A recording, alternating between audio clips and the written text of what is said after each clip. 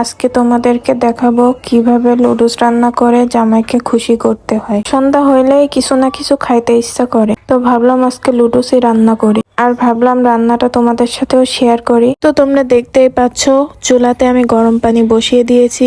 গরম পানিটা ফুটে যাবে, তারপরে আমি লুডুসটা দিব। তো এখানে কাঁচা ঝালগুলো আমি কুচি করে নিচ্ছি। এখানে আমি 4-5টা কাঁচা ঝাল দিয়েছি, বেশি দেইনি, কারণ রান্নার সময় আমি এখানে নাগা সসও দিব, যাতে একটু বেশি বেশি ঝাল হয়। আসলে খুব ঝাল খেতে ইচ্ছে করছিল, তাই ঝাল ঝাল করে লুডুস বানালাম। তো তোমরা দেখতে পাচ্ছ এখানে আমি পেঁয়াজটাকেও কুচি করে নিচ্ছি। এখানে আমি একটা পেঁয়াজই দিব।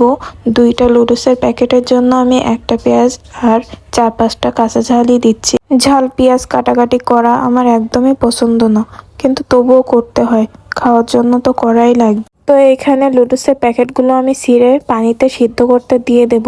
আমার না গ্যালারিতে অনেক ভিডিও রেকর্ড করা আছে, কিন্তু কোনো ভিডিও আপলোড করা হয় না, কারণ আমি কি ভয়েস দিব এটাই আমি বুঝতে পারি না।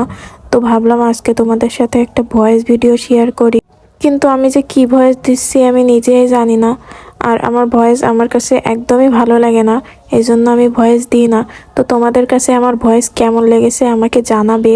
যদি ভালো লাগে তো আমি ভয়েসে আরও ভিডিও দিব, আর যদি ভালো না লাগে তো আমি আর ভিডিও দিব না, কারণ আমার ভয়েস আমার কাছে একদমই ভালো লাগে না। কথা বলতে বলতে আমি এইদিকে কড়াইতে ডিম দিয়ে দিয়েছি।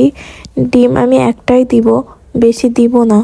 আমি ভাবছিলাম এখানে চিকেন দিব, কিন্তু চিকেন আমার মনে ছিল না যে চিকেন ফ্রিজ থেকে বের করে রাখবো।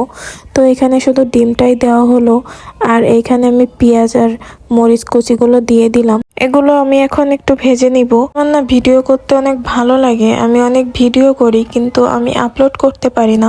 আপলোড করার কথাই মনে থাকে না।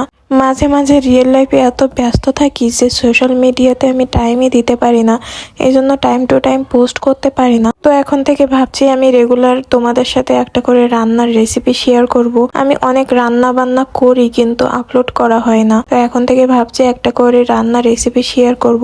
তোমরা যদি দেখতে চাও তাহলে আমাকে ফলো করবা।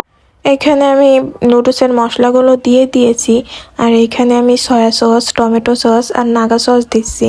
নাগা সস যদিও অল্প দিয়েছি, কারণ আমি বেশি ঝাল খেতে পারি না। তো সবগুলো মশলা ভালো করে ভাজা ভাজা হয়ে গেলে এখানে আমি নুডলসগুলো দিয়ে দিচ্ছি।